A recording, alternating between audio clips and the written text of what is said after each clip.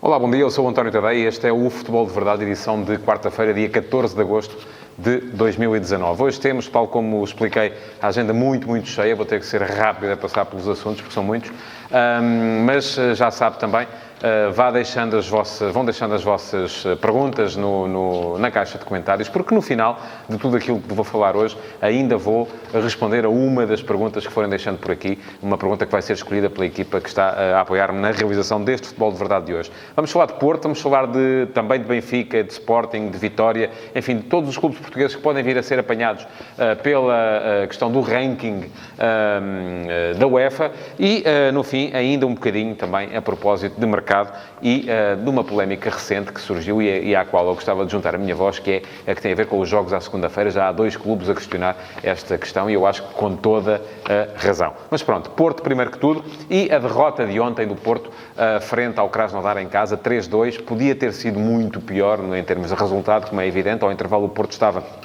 a perder por 3-0, conseguiu uma segunda parte de bom nível. É verdade também que o Krasnodar encostou um bocadinho atrás e o Porto pôde então sim, com uma atitude mais pressionante, foi capaz de ainda reduzir, de chegar ao 2-3 e podia ter feito um golo se o tivesse feito e se tivesse conseguido empatar o jogo, seguir para a fase seguinte da Liga dos Campeões. Quem sabe se este jogo não poderia ser o ponto de união de que este plantel precisa, ou o ponto de crença de que este plantel precisa para encarar os desafios que aí vêm. Assim sendo, ficou ainda assim o amargo de boca da eliminação, ficou a questão da recuperação quase conseguida, pode servir de algum ponto de união também, mas não é a mesma coisa. Mas importa perceber o que é que correu mal em campo. E o que correu mal em campo, do meu ponto de vista, foi uma inadequação de alguns dos jogadores que o Sérgio Conceição selecionou ontem para aquilo que são os processos desta equipa, que eles ainda não conhecem assim tão bem. Se formos a ver, o Porto não vinha apostando assim tanto em jogadores que desconhecem os comportamentos coletivos da equipa. Ontem foram vários e até inclusive a Sérgio Conceição mudou, de certa forma, a maneira de jogar, porque o Porto costuma jogar naquele misto 4-4-2 com 4-3-3, em que o avançado que atua sobre a direita, que geralmente é Marega, porque costuma ter Soares como ponta de lança, descai muito para o corredor central, aparece muito no espaço entre o lateral e o central e dessa forma também permite que um dos 3 médios, o médio de cariz mais ofensivo, descaia muito também para aquele corredor direito, transformando aquilo que é um 4-3-3 de origem numa espécie de 4-4-2, porque acaba por ter mais um centrocampista. Ora bem, ontem, para incluir Nakajima no 11, Sérgio Conceição mudou a forma do posicionamento da equipa. E a equipa apareceu mais num 4-3-3, que também lhe podemos chamar um 4-4-1-1, com Nakajima no apoio direto ao ponta de lança, que era Marega. Ora bem, nem a equipa foi capaz, ou procurou aquilo que são as principais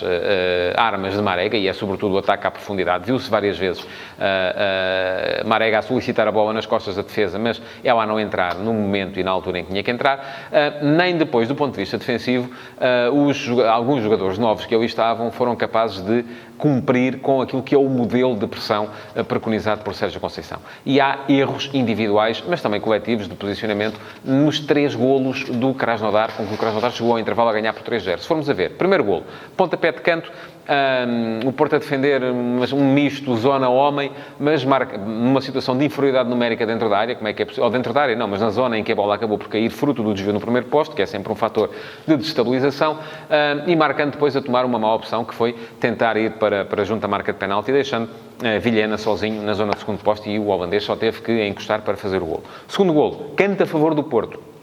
Há 2 desarmes falhados na altura em que o Krasnodar tenta meter o contra-ataque e a bola acaba por chegar em condições de a equipa russa poder fazer o 2-0. E, por fim, o terceiro golo, uma sucessão de disparates.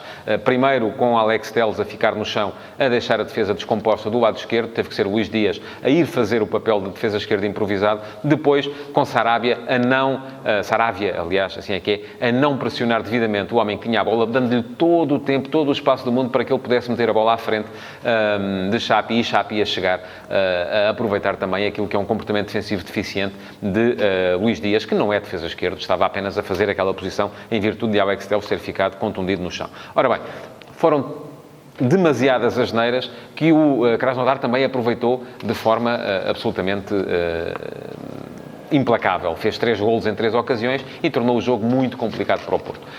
Depois, houve a fase boa, a fase em que o Porto meteu pressão no jogo, consegue fazer um golo, já estava a cair em termos físicos quando faz o segundo golo e a partir daí, claro que este segundo golo acaba por funcionar como um doping para a equipa que acreditou que podia chegar ao terceiro. Podia até tê-lo feito, é verdade. Também é justo que se diga que o Krasnodar podia ter feito o 4-0, não fosse uma extraordinária defesa de Marchesín numa dada altura, mas acaba o Porto por ficar pelo caminho. Os 2 golos que fez na segunda parte, a reação da equipa na segunda parte acabou por motivar alguma divisão no tribunal, que agora já não é das Antas, é do Dragão. Já não houve assim tantos assobios. Houve também alguns aplausos. Os fiéis, aqueles que ficaram até ao final do jogo, reconheceram aquilo que foi o mérito da equipa neste segundo tempo, mas há uma coisa que não se apaga, que é o facto de o Porto ter ficado fora da Liga dos Campeões. O Porto já não era eliminado, já ficou fora noutras ocasiões, mas não era eliminado na fase de qualificação para a Liga dos Campeões desde o ano 2000, com Fernando Santos, e neste momento é algo que faz muita diferença em termos de finanças. Só para vos dizer, quem não sabe, em vez de receber 44 milhões de euros para ir para a fase de grupos, o Porto vai receber 3 milhões de euros para ir para a fase de grupos da Liga Europa. Depois, em vez de receber 2,7 milhões por cada vitória e 900 mil euros por cada empate, o Porto vai receber 570 mil euros por cada vitória e 190 mil por cada empate. São, só aqui, jogo a jogo, 5 vezes menos, já para não falar deixa-me fazer contas, 13, 14, 15 vezes menos que recebe pela entrada na fase de grupos da competição a que acede. Isto, naturalmente, vai ser uma confusão em termos de finanças para o Porto, que investiu bastante no mercado deste ano, depois de ter perdido alguns jogadores sem a devida compensação. Não estou dentro das finanças do clube, não sei se o clube tem ou não tem de vender, mas se isto pode ser ou não pode ser um problema, será um problema sob vários pontos de vista, sob o ponto de vista da crença que a equipa tem nos seus próprios processos, sob o ponto de vista da pressão que os adeptos vão fazer sobre a equipa e sobre o treinador, sob o ponto de vista financeiro e sob o ponto de vista até de negócios futuros, porque uma coisa é estar a mostrar jogadores na Liga dos Campeões para os poder eventualmente vender mais tarde, outra coisa é estar a mostrá-los na Liga Europa. Se há um ponto de vista, no entanto, e é esse que quase toda a gente tem andado a recorrer, em que não há alarme nenhum, é na questão do ranking da UEFA.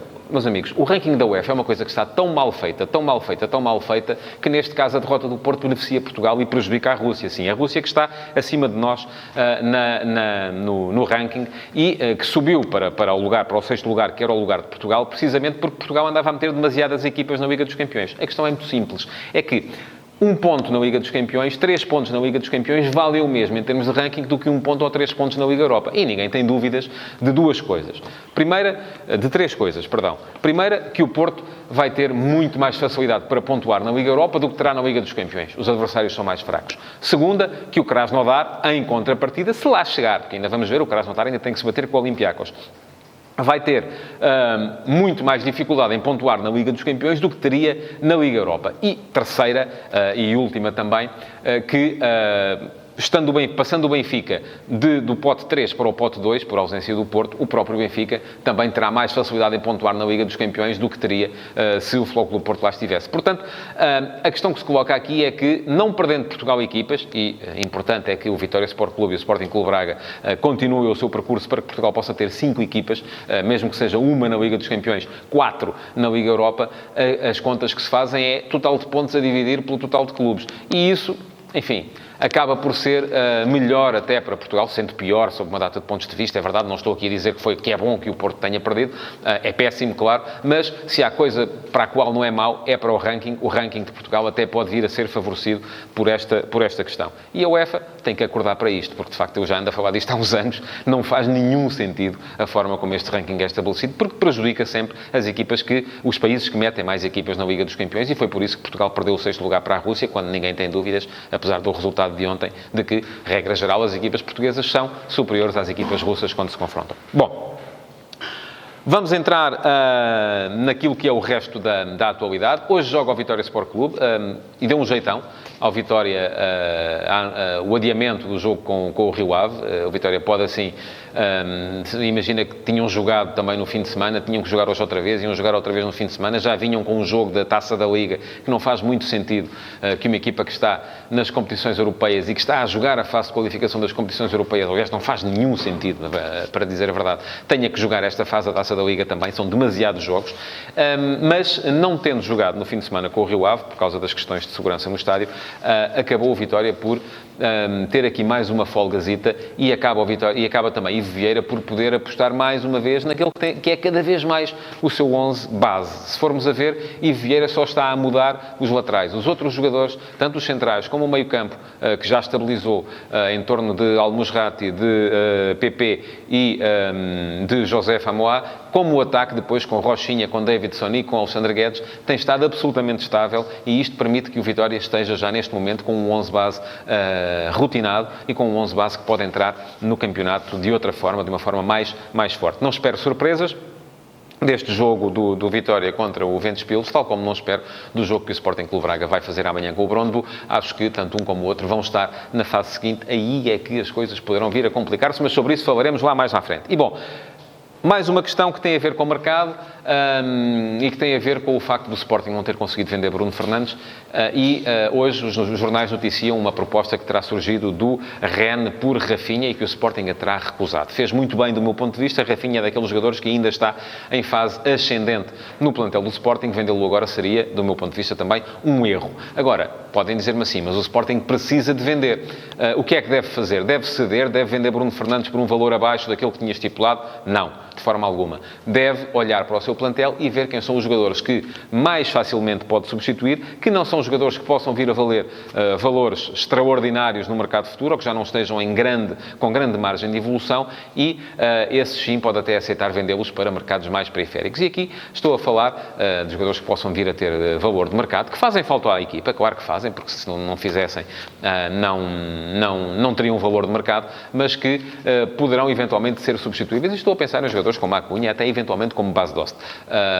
São esses os jogadores que o Sporting, é para esses jogadores que o Sporting tem de olhar, se for mesmo forçado a vender. E por fim, último tema para hoje, hoje são 4 temas, acho que nunca fomos tão longe, a questão dos jogos à segunda-feira. Já se manifestou contra isso o Tondela, já se manifestou contra isso o Vitória Futebol Clube. Os dois defrontaram-se na segunda-feira num jogo que foi triste, não só porque não teve qualidade dentro do campo, porque não teve, mas também porque tinha pouca gente a ver. E vamos lá ver. Eu percebo a lógica do futebol à segunda-feira à noite. Os programadores de televisão precisam de assunto e acaba por ser mais fácil encher a emissão com um jogo, com um direto, do que com outro tipo de conteúdos que exijam outro tipo de trabalho. Mas... E não é mais barato, atenção, não é por aí. É mais fácil, não é mais barato. É mais cómodo, não é mais barato. A questão que se coloca aqui é se há alguma capacidade, neste momento, neste país, para que as equipas sejam forçadas a fazer distâncias tão grandes para jogar jogos à segunda-feira à noite. Quem são os adeptos que podem ir à segunda-feira à noite atravessar o país para ir ver a sua equipa jogar? Não há, não é possível. As pessoas trabalham no dia seguinte. Portanto, estamos, à partida, a arriscar dos estádios boa parte daqueles que poderiam vir assistir aos jogos. Essa é a minha opinião. Gostava que a Liga pudesse rever essa questão. E pronto, vamos, sem mais demoras, à pergunta selecionada para responder hoje. E pergunta-me o Rafael Grau se a regra dos golos fora ainda conta. Tinha ideia que essa lei ia ser reformulada para esta época e, portanto, ontem fiquei confuso. Pois bem, aquilo que está em cima da mesa é a mudança dessa regra, mas apenas a partir da próxima temporada. E, portanto, ontem, se o Futebol Clube do Porto acabou por ser eliminado precisamente por causa disso, ganhou 1-0 fora, perdeu 3-2 em casa e o Krasnodar fez mais golos fora do que o Futebol Clube do Porto fez. Tenho uma opinião sobre isso. Acho que a regra dos golos fora faz sentido. Não faz sentido se for aplicada, por exemplo, em prolongamentos, porque aí a equipa que joga fora na segunda mão tem mais meia hora para poder fazer golos e acabaria por sair beneficiada. Mas essa foi a decisão da UEFA, só que só é válida a partir de 2020-2021. E pronto, chegamos ao fim do Futebol de Verdade de hoje. Muito obrigado por terem estado desse lado. Não se esqueçam de reagir, de comentar, de partilhar, de pôr like, de pôr o emoji irritado, de fazer aquilo que muito bem entenderem, desde que dentro dos limites da boa educação e do bom senso. Isso é aquilo que eu quero para esta comunidade. Não se esqueçam, vão também ao antoniotadeia.com, já está online e lá há muita coisa para ler e até para ver. Estava ao Futebol de Verdade também. Obrigado e até amanhã.